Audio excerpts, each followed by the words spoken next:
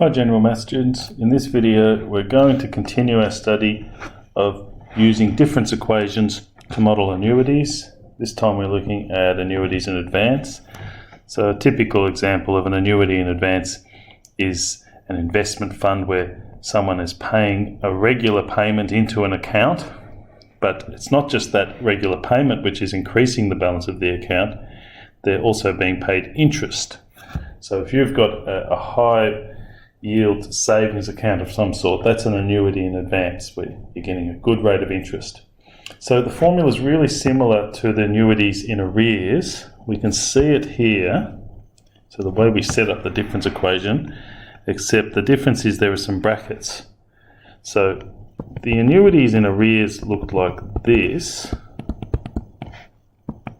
First off, it's obvious why we have a negative here and a positive here, because in annuities in arrears, the regular deposit was reducing the amount owed on a loan, right?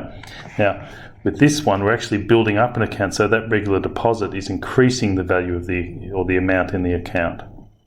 Now, the reason for the brackets, well, if you look at the annuity in arrears formula up here, the interest is calculated and added into the account, then the regular deposit is subtracted from that amount.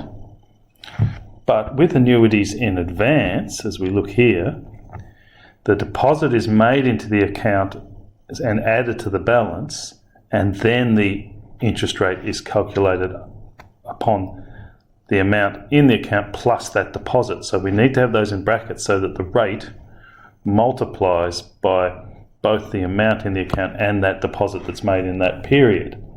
So that's why we need to have the brackets there for annuities in advance. But everything else is really similar.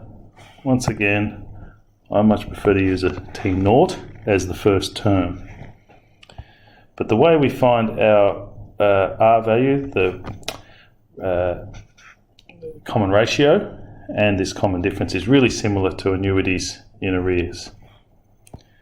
Let's look at this example here. So, proprietor of a city cafe is budgeting for renovations. They're going to save up some money. So they're going to put this into an account that's paying a rate of interest. So that will end up meaning that the account has more money than if they were to just put money aside in a jar or something. They're going to get interest added on top of their deposits. So it's $50 every fortnight, 5.2% per annum added fortnightly. So part A asks us to use a difference equation to model the amount in the account. So let's set that up. We'll put the bones of it here.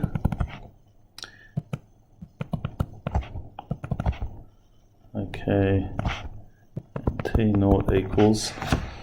Okay, so first off, we need to adjust the interest rate so that we can put it in as the common ratio. So 5.2%. Now, this is fortnightly, so to adjust it, we take the 5.2 and we divide that by the number of fortnights in a year, which is 26. So 5.2 divided by 26 is 0.2. So each fortnight there's 0.2% interest. Okay, now that 0.2% we need to convert that to a decimal, even though it looks like a decimal. It's not, it's actually a percentage. So we'll do 1 plus that, as usual, because it's a percentage increase.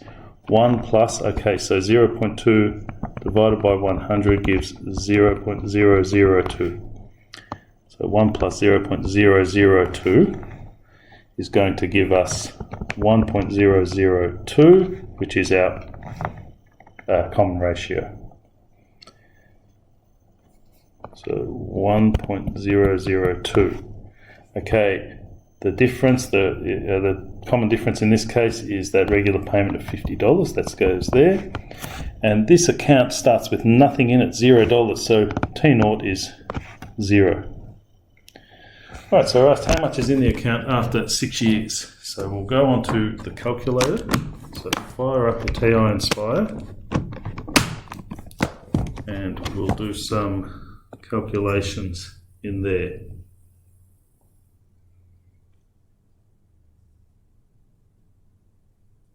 So this is going to be really similar, where we're going to use a spreadsheet to model this and a formula.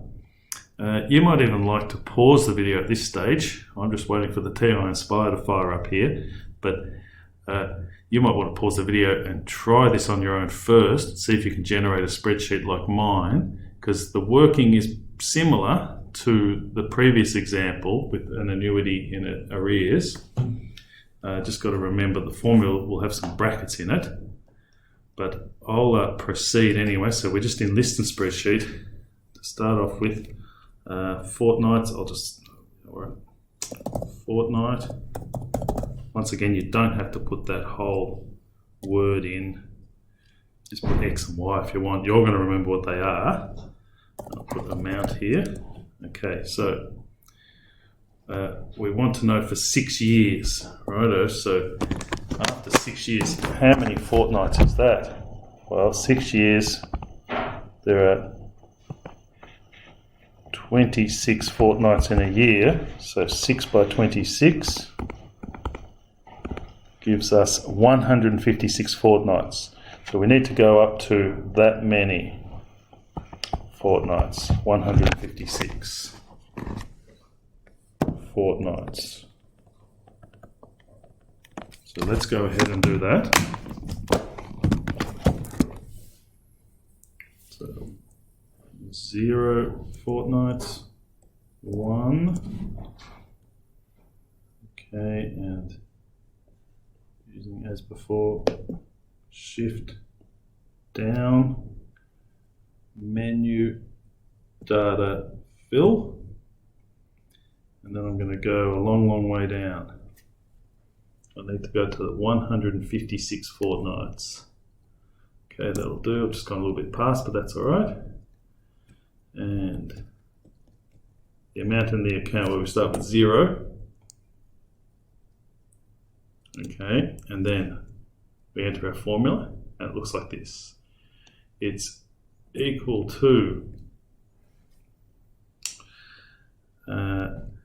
the common ratio 1.002 multiplied by the previous cell B1.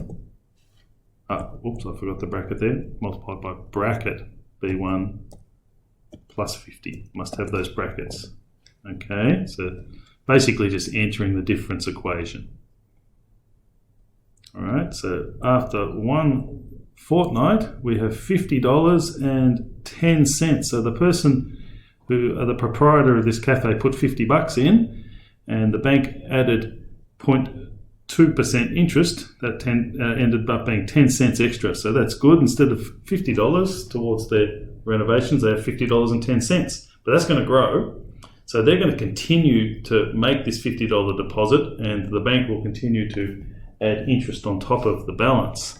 So let's get this to fill down all the way we want, down to 156 fortnights. So menu, data, fill, and then let's motor on down. Gone a bit too far. Just go on further than we need to, but that's okay.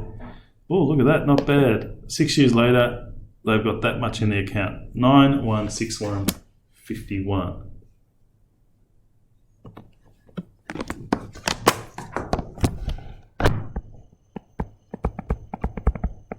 Okay, now in the previous video I alluded to the fact that there are financial formulae that we can use. Once you've learnt the finance stuff for this course, or for the finance unit in General Maths 3, please go ahead and come back and confirm that answer using that formula. But for now, we'll just concentrate on our difference equations. Okay, so if instead the proprietor had started the savings fund with an initial deposit of $800, use a difference equation to find the amount accumulated over 6 years. Okay, pause the video now and see if you can write this difference equation down with this alteration, and then I'll have a go at it. Okay, so looks very similar. The interest rate is the same,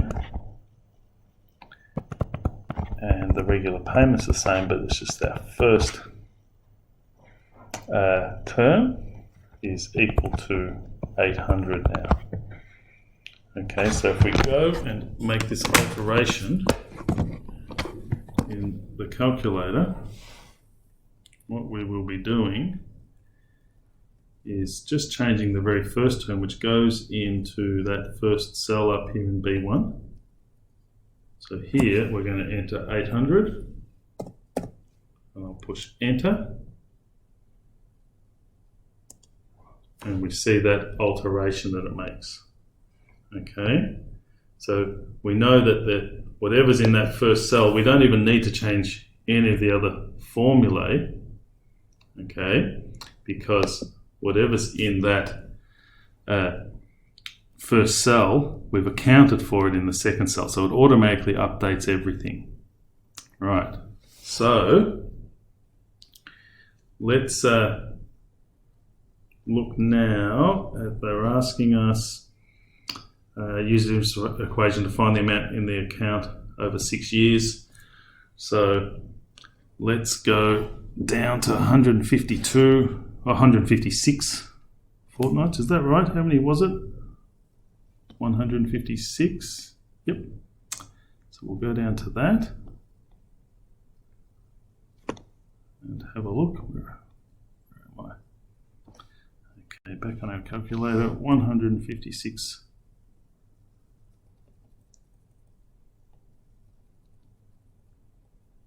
fortnights. So instead, if they start with an $800 deposit, $10,183.60.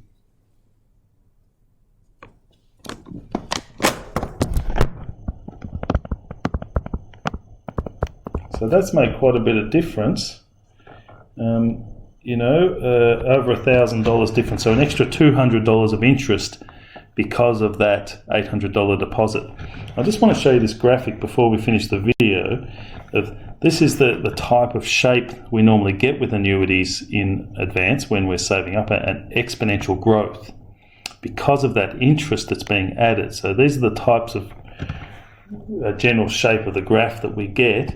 So you can see that illustrated here by this example where that $800 deposit has contributed quite a bit more to this account because of that exponential growth that is at play here. Okay guys, so go ahead and check the description for the video and try some of these annuities in advance questions using difference equations. Just before we start, just before we finish part E, once again, come back to that one once you've learnt your finance stuff and you can check this answer. Okay, bye.